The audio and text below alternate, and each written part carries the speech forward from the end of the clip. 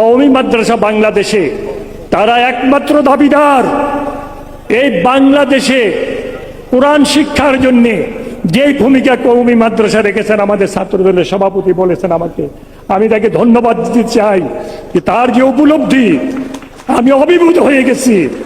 কওমি মাদ্রাসাকে সুসংগঠিত করতে হবে, তাদেরকে সাহায্য করতে হবে, যাতে ভবিষ্যতে এই কওমি মাদ্রাসা ছাড়া বাংলাদেশে কোরআনের আলো ছড়াই দিতে পারে। তাই না ভাইয়েরা আমার? আপনাদের কাছে আমার সবিনয় অনুরোধ থাকবে, তারেক রহমান সাহেবের জন্য আপনারা 2 রাকাত নফল নামাজ পড়ে আল্লাহর কাছে দোয়া করবেন, আল্লাহ পাক যেন ওনাকে হেফাজত করেন। কারণ ওনার বিরুদ্ধে ইসলামের দুশ্মনেরা প্রচুর ষড়যন্ত্র করতেছে, যাতে করে উনি কোনো ভালো কাজ না করতে পারেন। এই জন্য আপনাদেরকে বেশি বেশি দোয়া করতে হবে ওনার জন্যে, দলের জন্যে, এবং উনি যাদেরকে নিয়ে কাজ করছেন তাদের জন্যে, দেশের জন্য আপনাদেরকে দোয়া করতে হবে। আমি কৃতজ্ঞ, আমি অভিভূত ছাত্রদলের আয়োজিত এই অনুষ্ঠানে। আমি বিশেষ করে আমাকে যে আজকে প্রধান অতিথি হিসাবে আসন গ্রহণ করার ব্যবস্থা করেছেন, আমি তাদের কাছে কৃতজ্ঞ। আসলে প্রধান অতিথি নয়, আপনারা আমাকে আপনাদের একজন ভাই হিসাবে, আপনাদের যে কোনো কাজে যে কোনো সময় ডাকবেন, প্রধান অতিথি হিসাবে নয়, আপনাদের ভাই হিসাবে, আপনাদের কামলা হিসাবে, আপনাদের বন্ধু হিসাবে আপনাকে ডাকবেন।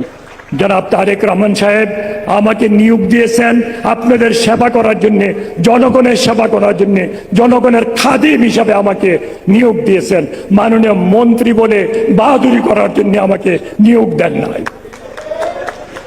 আপনারা দোয়া করবেন আমি যদি আপনার ভাই হিসাবে, আপনাদের একজন কামলা হিসাবে, আপনাদের একজন খাদেম হিসেবে আপনাদের খেদমত করতে পারি। আর বিশেষ করে আল্লাহর হুকুম অনুযায়ী আমাদেরকে চলতে হবে, এর সাথে কোনো কম্প্রোমাইজ নাই। তাই না ভাইয়েরা আমার? আল্লাহর হুকুম অনুযায়ী চলা ছাড়া দুনিয়াতে কোনো শান্তি আসতে পারে না। আল্লাহর হুকুম অনুযায়ী চললে দুনিয়াতে ইনশাআল্লাহ আমাদের দেশে শান্তি আসবে। আমি আমার বক্তব্য বাড়াতে চাই না।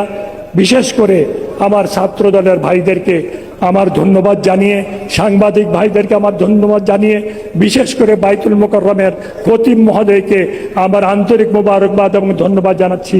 উনি এত ব্যস্ত থাকার পরও, আমি বলতে কি আপত্তি নাই, উনি কিন্তু সাধারণত এই সমস্ত অনুষ্ঠানে আসেন না। উনি যে দয়া করে আসছেন, উনি যে মেহরবানি করে আসছেন, সময় দিয়েছেন, আমি কৃতজ্ঞ, আমি অভিভূত। আমাকে অনুষ্ঠানের মাধ্যম নয়, আমি ছাত্রদলের ভাইদেরকে, ছাত্র ভাইদের অনুরোধ করব, আপনাদের প্রয়োজনে আমাকে ডাকবেন, আপনাদের প্রয়োজনে আমাকে আপনারা খাটাবেন, আপনাদের প্রয়োজনে আপনারা আমাকে হুকুম করবেন, আমি খুব খুশি হব। আর বিশেষ করে তারেক রহমান সাহেবের জন্য খাস করে দোয়া করবেন, আল্লাহ পাক যেন ওনাকে হেফাজত করেন, আল্লাহ পাক যেন ওনার সরকারকে হেফাজত করেন, আল্লাহ পাক যেন এই দেশের যারা ক্ষতি করতে চায়, যারা অনিষ্ট করতে চায়, তাদেরকে যেন আল্লাহ হেদায়েত নসিব করে দেয়। বিশেষ করে এই দেশের কওমি মাদ্রাসাগুলিকে যেন আল্লাহ পাক হেফাজত করেন। আপনাদের কাছে দোয়া চেয়ে আপনাদেরকে ধন্যবাদ জানিয়ে আমি আমার বক্তব্য শেষ করছি। আসসালামু আলাইকুম ওয়া রাহমাতুল্লাহি ওয়া বারাকাতুহু।